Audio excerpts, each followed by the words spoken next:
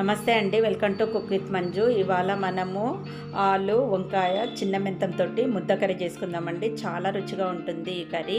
చపాతీలోకి, జొన్న రొట్టెలోకి, పుల్క రొట్టెలోకి కూడా సూపర్గా ఉంటుంది. ముందుగా వంకాయలను ఇలా నల్ల వంకాయలను తీసుకోండి. వంకాయలు తీసుకునేటప్పుడు మనము చేతితోటి నొక్కి చూసుకోవాలండి. ఇలా మెత్తగా ఉన్నాయంటేనంటే వంకాయలు లోపల గింజ ముదరకుండా ఉంటుంది. ఇప్పుడు ఆలుని తీసుకున్నాను. ఒక 2 ఆలు తీసుకొని శుభ్రంగా వాటర్లో కడుక్కొని పీల్ తీసుకున్న తర్వాత ఈ సైజు ముక్కలు కట్ చేసుకోవాలి. కట్ చేసుకున్న తర్వాత వాటర్ వేసుకొని స్టార్చ్ అంత పోయేంత వరకు శుభ్రంగా కడుక్కొని మళ్ళీ వాటర్ వేసుకొని ఆలును గిన్నెలో వేసుకొని పెట్టుకోవాలి. ఇప్పుడు మెంతం కూర అండి. ఈ మెంతం కూరను శుభ్రంగా కడుక్కోవాలి. ఈ చిన్న మెంతమును మనం ఆకులాకులుగా తుంచకూడదు, ఇలానే తీసేసుకోవాలి. జస్ట్ ఇక్కడ వేర్లు మాత్రమే తీసేసుకుంటే సరిపోతుంది. ఇలా వేర్ల కాడికి తీసేసుకోవాలి. తీసుకున్న తర్వాత మిగతాదంతా మనము కర్రీలో వాడుకోవాలి. ఇలా వేసుకోవడం వల్ల కర్రీ అనేది చాలా రుచిగా వస్తుందండి. ఇప్పుడు ఉల్లిపాయలండి. ఉల్లిపాయలు ఒక మీడియం సైజు 2 ఉల్లిపాయలు తీసుకొని నేను ఇలా స్లైసెస్లా కట్ చేసుకున్నాను. ముద్ద కర్రీ చేసుకుంటున్నాం కాబట్టి ఉల్లిపాయలు కాస్త ఎక్కువగానే పడతాయి. 1 కప్పు దాకా నేను ఉల్లిపాయలు తీసుకున్నాను. ఇప్పుడు ప్యాన్ పెట్టేసుకొని ఇందులోకి ఆయిల్ వేసుకోవాలి. కాస్త ఆయిల్ ఎక్కువగానే పడుతుంది. 1 టేబుల్ స్పూన్ జీలకర్ర, 1 టేబుల్ స్పూన్ ఆవాలు వేసుకోవాలి. ఇలా వేసుకున్న తర్వాత ఇప్పుడు ఇందులోకి ఒక 2 టేబుల్ స్పూన్స్ దాకా మినపప్పు వేసుకోవాలి. మినపప్పు కాస్త ఎక్కువగానే వేసుకోండి, టేస్ట్ బాగుంటుంది.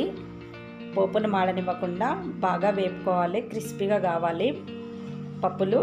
ఇప్పుడు ఉల్లిపాయ ముక్కలు వేసుకోవాలి. ఉల్లిపాయ ముక్కలు బాగా బ్రౌన్ కలర్ వచ్చేంత వరకు వేపుకోండి. త్వరగా వేగాలంటే ఒక చిటికెడు ఉప్పు వేసేసుకోండి, త్వరగా మనకు బ్రౌన్ కలర్ వచ్చేస్తుంది. ఇలా కలుపుకున్న తర్వాత ఇప్పుడు ఇందులోకి కొద్దిగా పసుపు వేసుకోవాలి. 1 టేబుల్ స్పూన్ అల్లం వెల్లుల్లి పేస్ట్ వేసుకొని అల్లం వెల్లుల్లి పేస్ట్ పచ్చివాసన పోయేంత వరకు నూనెలో బాగా వేపుకోండి. ఇలా ఉల్లిపాయలు మాటకు మంచిగా కలిసేటట్టు వేపుకోవాలి. ఇప్పుడు ఇందులోకి కడిగి పెట్టుకున్న మెంతికూర వేసేసుకోవాలండి. మెంతికూర కూడా పచ్చిదనం పోయేటట్టు నూనెలో బాగా మగ్గించుకోవాలి. ఆనియన్లో కలిసిపోవాలి మెంతికూర మొత్తము. ఈ మెంతి ఆకు కాస్త మనకు మెత్తబడాలండి, బాగా కలిపేసుకోండి. చూసారు కదా, ఇలా మనకు ఆయిల్లో కలిసిపోయింది. మెంతికూర కూడా కొద్దిగా మెత్తబడింది. ఇప్పుడు ఇందులోకి కట్ చేసి పెట్టుకున్న ఆలు వేసుకోవాలి.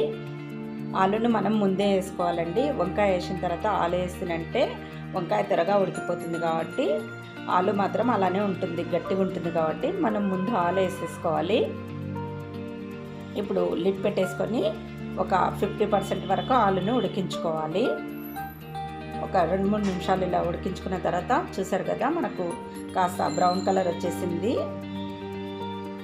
ఇప్పుడు ఒకసారి మళ్ళీ కలుపుకోవాలండి, ఇంకా కాస్త మగ్గాలి మనకు. మళ్ళీ కలిపేసుకొని మళ్ళీ లిడ్ పెట్టేసుకొని మళ్ళీ ఒక 2 నిమిషాల వరకు మగ్గించుకోండి. ఇప్పుడు లిడ్ తీసి చూద్దాము. మళ్ళీ ఒకసారి కలిపి చూద్దామండి. చూసారు కదండి, మనకు ఆల్మోస్ట్ ఒక 50% దాకా ఆలు అనేది ఉడికిపోయింది. ఇప్పుడు ఇందులోకి వంకాయలు వేసేసుకోవాలి.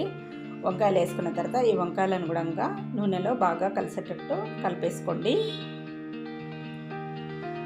ఇలా వంకాయలు మంచిగా కలుపుకోవాలి, ఆనియన్లో కలిసేటట్టు. రుచికి సరిపడా ఉప్పు వేసుకోండి, అలాగే రుచికి సరిపడా కారం వేసుకోండి. ఉప్పు కారాలు అనేది మీ చాయిస్ని బట్టి వేసుకోవాలండి. ఇప్పుడు ఈ ఉప్పు కారాలన్నీ బాగా వంకాయకు పట్టేటట్టు, ఆలుకు పట్టేటట్టు కలుపుకోవాలి. ఇలా కలుపుకున్న తర్వాత లిడ్ పెట్టేసుకొని మళ్ళీ ఉప్పు కారాలు కాస్త మగ్గించుకోవాలి. ఇలా మగ్గిన తర్వాత జస్ట్ ఒక 2 టేబుల్ స్పూన్స్ వరకు మాత్రమే వాటర్ వేసుకోండి. మనకు కర్రీ కాస్త ముద్దగా రావాలి కాబట్టి ఒక 2 టేబుల్ స్పూన్స్ మాత్రమే వేసుకోండి.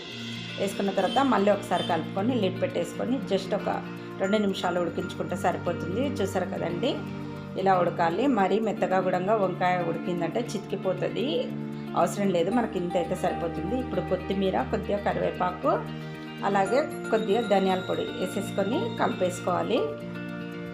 అంతేనండి, డిష్ రెడీ అయిపోయింది. వంకాయ ఆలు చిన్న మెంతంతో ముద్ద కర్రీ రెడీ అయిపోయింది. చాలా అంటే చాలా రుచిగా ఉంటుంది. మీరు ఒకసారి ట్రై చేయండి, ఎలా వచ్చిందో కామెంట్ చేయండి. మరిన్ని రెసిపీస్ కోసం నా ఛానల్ని సబ్స్క్రైబ్ చేసుకోండి. Thanks for watching my video.